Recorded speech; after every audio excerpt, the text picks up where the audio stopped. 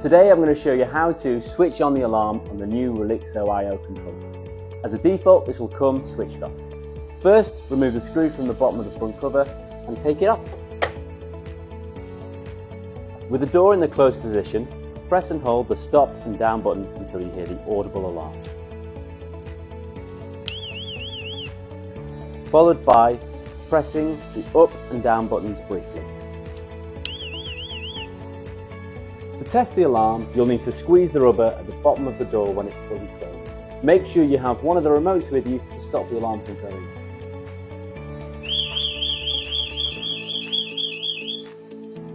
To deactivate the alarm, follow the same steps as earlier.